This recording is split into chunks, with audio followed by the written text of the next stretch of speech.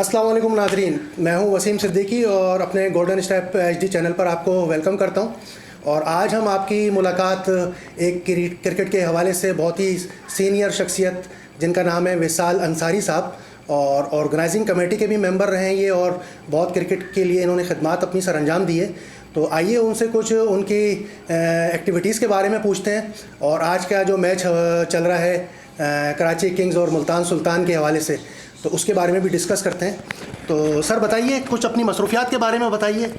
आजकल तो मेरी कोई मसरूफियात नहीं है ऐसी सच, बस ये है कि मैं कुछ टीवी चैनल्स हैं उसके अंदर लाइव प्रोग्राम करता हूँ पीएसएल के हवाले से, और वो रोज़ का प्रोग्राम नहीं होता, जैसे ही मौका मिलता है मुझे और मैं वहाँ जाके उसको अपना प्रोग्राम रिकॉर्ड करा देता हूँ। अच्छा, और आज का जो मैच है हमारा पीएसएल का चल रहा है मुल्तान सुल्तान और कराची किंग्स का, तो मुल्तान सुल्तान ने तकरीबन 195 रन 6 खिलाड़ी आउट पर जो टारगेट दिया है कराची किंग्स को, तो आप क्या समझते हैं कि इसमें कौन सी टीम बेहतर कर सकती है परफॉर्म? असल में देखें, ये थोड़ी सी सिचुएशन चेंज हुई है 2-4 दिन से, जब से ये फॉग का अमल दखल इस वक्त कम हुआ है, थोड़ा सा धूप बढ़ी है तो फॉग कम हो गई है। तो उसके बाद ये हुआ है कि ड्यू की बात कर रहा हूँ मैं, फॉग नहीं, सॉरी, ड्यू की वजह से अब गेंद जो है ना वो थोड़ा सा सॉफ्ट रह रहा है। पहले गीली हो जाती थी बॉल तो उसके ऊपर हिटें लगना मुश्किल होती थी। तो जब से ये ड्यू का सिलसिला कम हुआ है तो उसके बाद हम देख रहे हैं कि एक बड़े स्कोर पे बड़ा स्कोर हो रहा है। हमने 190 के ऊपर 190 भी होते देखा, कोयटा को हमने हारते देखा। तो उसके बाद मैं ये समझता हूँ कि ये मुल्तान सुल्तान को थोड़ा सा एज हासिल है। मुल्तान सुल्तान के 3 राइट आर्म लेग स्पिनर्स हैं। मैंने अपने एक प्रोग्राम में ये बात पहले कही थी कि मुल्तान सुल्तान बैटिंग से मैच जीत सकती है, बॉलिंग से मैच नहीं जीत सकती, इसलिए कि इन्होंने इतना गलत सिलेक्शन किया है। 3 राइट आर्म लेग स्पिनर जो इस वक्त दुनिया के बेहतरीन, जिसमें से 2 दुनिया के बेहतरीन राइट आर्म लेग स्पिनर्स हैं, एक ताहिर है, शाहिद आफरीदी है, और अब्दुल कादिर का बेटा। तो उसकी वजह से इनकी टीम अनबैलेंस हो गई है मेरी नज़र में। जो कॉन्फिडेंस बॉलर को मैच खेलने के बाद आता है वो बाहर बैठने के बाद डिस्टर्ब हो जाता है। तो मैं समझता था कि अच्छा, अब दूसरी तरफ जब हम देखते हैं कराची की टीम का, तो कराची टीम में शर्जील खान है जो सेंचुरी किए हुए हैं, और मेरी प्रेडिक्शन शर्जील खान के लिए हर मौके के ऊपर मैं उसको बहुत बड़ा प्लेयर मानता हूँ। वो ग्राउंड के हर हिस्से में शॉट खेलता है और बहुत स्ट्रॉन्ग बल्लेबाज है, और जहाँ की गेंद होगी उसी जगह खेलेगा, गेंद को गलत जगह पे नहीं खेलता है, इसलिए उसके आउट होने के चांसेस कम होते हैं। तो शर्जील खेल रहा है और उसके साथ साथ कप्तान साहब खुद खेल रहे हैं, वो बहुत बड़ी अचीवमेंट है, वो बहुत सेंसिबल प्लेयर है। मैं समझता हूँ कि ये मैच बहुत फोटो फिनिश जाएगा, और मेरी प्रेडिक्शन कराची के साथ है। अच्छा, ठीक है, देखते हैं। खैर, मैच ख़त्म होने के बाद क्या हम देखते हैं कौन सी टीम माशाल्लाह से मैच जीती है। सारी टीमें पाकिस्तान की हैं और उम्मीद करते हैं कि पीएसएल की टीम्स में सभी टीमें परफॉर्म अच्छा करें, और आज के बाद से या 2-4 मैच के बाद से सारे मैच रावलपिंडी में या लाहौर में शिफ्ट हो जाएंगे। तो बस आप 20 मैच यहाँ पे, 14 मैच वहाँ पर है, और उसके बाद से मतलब कोई टीम बाहर से भी हमारे मुल्क में इंशाल्लाह टूर करने वाली है बहुत जल्द। तो उसमें भी देखते हैं कि इसके अंदर से पाकिस्तान के कौन से अच्छे खिलाड़ी निकलते हैं और पाकिस्तान का नाम रोशन करते हैं।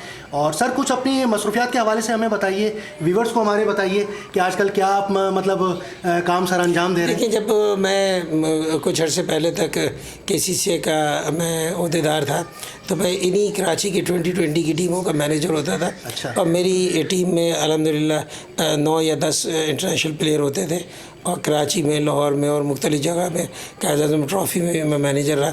तो उस वक्त मेरी मसरूफियत क्रिकेट के अंदर बहुत ज़्यादा थी। अब मैं चूँकि वो पार्ट नहीं हूँ उसका, और पाकिस्तान क्रिकेट बोर्ड ने भी अपनी एक्टिविटीज़ को अपने कुछ लोगों के ज़रिए से कराना शुरू कर दिया, तो मैं अब पाकिस्तान क्रिकेट बोर्ड के साथ भी मैं तकरीबन 100 से ज़्यादा वनडे या टेस्ट मैच जो है वो, जिसमें 2 वर्ल्ड कप थे, एक एशियन गेम्स था, ये मैंने उनके साथ बैठ के PCB के साथ मैंने उसको ऑर्गेनाइज़ किया था।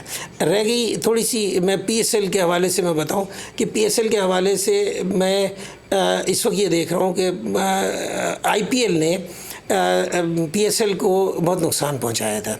फ़र्स्ट ऑफ़ ऑल, जब ये 2020 क्रिकेट शुरू हुई थी तो ये बेसिकली पाकिस्तान ने इस क्रिकेट को स्टार्ट किया था, लेकिन ICC ने IPL कराने के लिए इन्होंने इसको हमारी क्रिकेट को बड़ा नुकसान पहुंचाया और यहाँ तक किया कि हमारे प्लेयर जो PSL के अंदर आते थे खेलने के लिए उनको उन्होंने बैन लगाया कि या तो हमारे साथ खेलोगे या उनके साथ खेलोगे।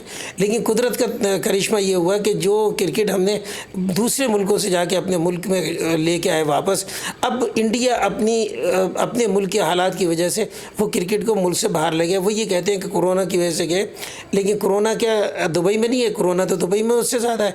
उनके अपने इंटरनल मामला इतने ख़राब हो गए कि वो अपने मुल्क से क्रिकेट लेके दुबई चले गए। हम वहाँ से क्रिकेट को वापस अल्हम्दुलिल्लाह ले आए वापस।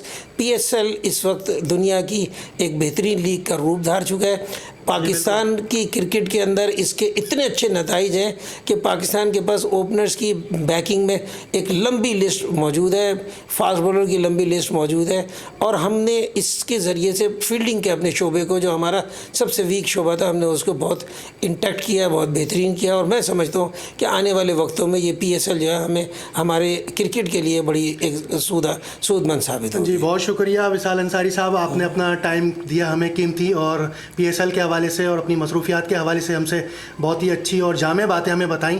और आपसे नाजरीन बस हमारी यही गुजारिश है कि हमारे चैनल गोल्डन स्टेप पर, जैसा कि हमने आपसे बताया था कि नित नई शख्सियात से भी आपसे हम मुलाकात करवाएंगे स्पोर्ट्स के हवाले से और दूसरी शख्सियात के हवाले से भी। तो बस हमारी वीडियोस को देखते रहिएगा, लाइक करिएगा, सब्सक्राइब करिएगा और अगर हो सके तो बेल आइकॉन पर प्रेस ज़रा करिए ताकि आप तक आने वाली वीडियोस बआसानी पहुंच सके। तो अपना बहुत ख्याल रखिएगा। मुझे वसीम सिद्दीकी को इजाज़त दीजिए गोल्डन स्टेप HD से। अपना बहुत ख्याल रखिए। अल्लाह हाफिज़।